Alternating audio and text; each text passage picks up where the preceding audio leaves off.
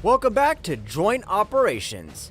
In the vast world of armored warfare, few tanks hold as much significance as the Russian T-80 main battle tank.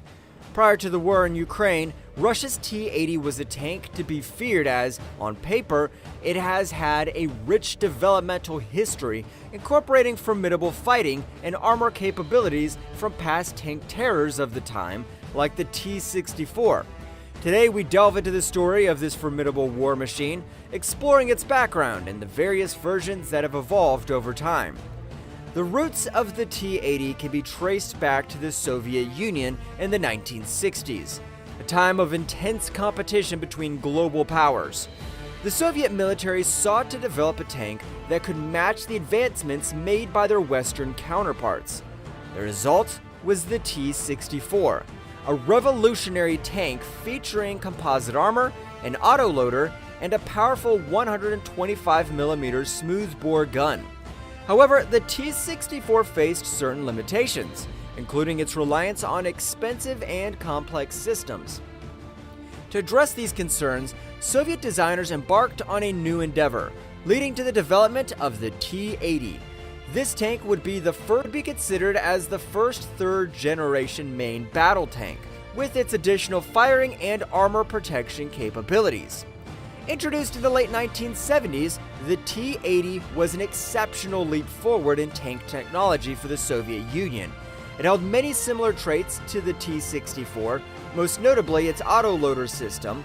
However, its new gas turbine engine offered several advantages over traditional diesel engines, providing enhanced mobility, high acceleration, and an impressive top speed of up to 70 km per hour on roads. This newfound agility gave the T-80 a considerable edge on the battlefield. In addition to its gas turbine engine, it could operate in colder climates and is favored by Russian military regiments that are deployed in colder environments, mainly in northern Russia. Over the years, the T-80 went through various iterations and upgrades. One notable version is the T-80BV, introduced in the 1980s. Its most notable improvement was an armor upgrade package, featuring first-generation contact ERA, which was fitted to the turret and hull. This ERA, known as explosive reactive armor, provided the equivalent protection of up to 400mm of steel armor. The tank would also have enhanced fire control systems and the capability to fire guided missiles, this being the 9M112 anti-tank guided missile, which has a range of 4,000 meters. The T-80BV was the backbone of Soviet armored forces during the late Cold War era, with a rough estimation of over 3,500 being produced and operated during the Cold War. In the early 1990s, the T-80U variant emerged, further refining the tank's capabilities. Its most notable upgrade from the BV predecessor was its armor upgrade package. It would be equipped with the Constat 5 explosive reactive armor. It gave the T-80U the equivalent of 900mm of protection against heat anti-tank rounds and 1,100mm of protection against kinetic energy rounds. It incorporated a more advanced fire control system.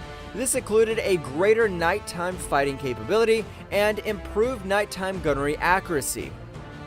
The tank also received an upgraded 2A46M 125mm smoothbore gun capable of firing depleted uranium rounds, which significantly increased its anti-tank capabilities. The shells that could be fired from its gun include armor-piercing sabot (APDS) rounds, high-explosive HE, high-explosive anti-tank, heat rounds, and armor-piercing fin-stabilized discarding sabot, or better known as APF-SDS rounds. Standard APDS rounds fired from the T-80U's guns has a penetration value of between 590 to 630mm of armor at an effective range of 2,000 meters. APF-SDS rounds have relatively the same, if not similar, armor penetrating values, but at a further distance, being able to penetrate a target up to 3,000 meters away.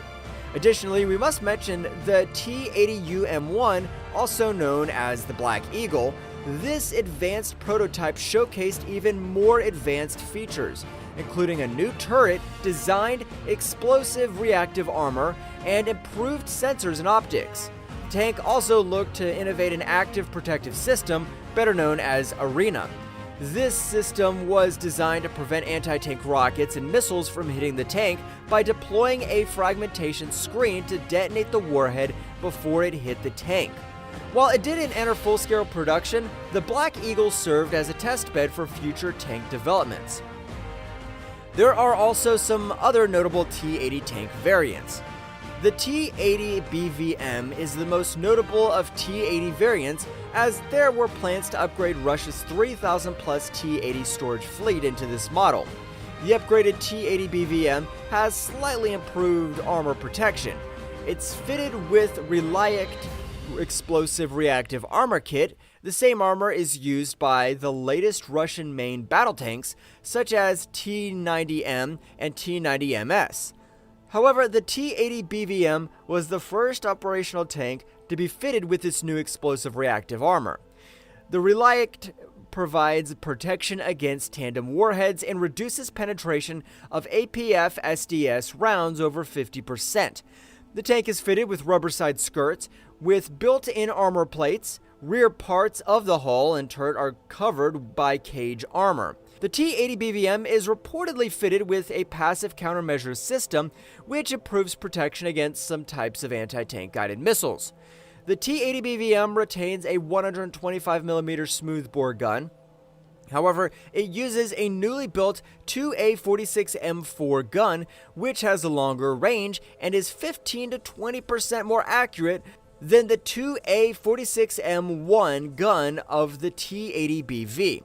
Effective range of fire with APF-SDS round is 2,000 to 3,000 meters a day and 2,000 to 2,600 meters at night. Armor penetration is around 590 to 630 millimeters at 2,000 meters range. The T-80 BVM is compatible with newly developed Civnets 1 and Civnets 2 APF-SDS rounds with tungsten and depleted uranium penetrators. Before the invasion of Ukraine, Russia had over an estimated 140 T-80 BVMs in active service. Currently, it's reported that over 77 of this modern variant have been lost. The T-80UD is best known for its ongoing service with the Ukrainian army in the current Ukrainian war. It is a variant of the T-80U, but instead of being fitted with a gas turbine engine, a diesel engine was its replacement. This was done at a maintenance cost of the vehicle. The vehicle itself does not carry many differences from the T-80U, as its weapon capabilities are almost identical, as well as its armor protection. The T-80U-M2 is another improved version of the T-80U. It was fitted with DROD's 2 active protection system instead of Arena. This tank also had improved fire control. This tank never reached production, only a single prototype was ever built. In 2022, this sole prototype was used during the Russian invasion to Ukraine, where it was lost due to Ukrainian artillery fire. T-80UA was an improved version of the T-80U. It had an improved fire control system, modified autoloader mechanism to be compatible with more capable, newly developed anti-tank munitions. Ammunition load reduced to 42 rounds. The tank was fitted with a more accurate 2A46M4 gun, which also had better gun stabilization systems. Night vision equipment was improved. This tank was officially adopted in 2005, but it seems that only a small number of these tanks were ever built. T-80UE1 is an upgraded version of the T-80U fitted with a Plisa thermal sight and improved fire control system. This version was officially adopted by the Russian army in 2005. Only a small number of these tanks were built.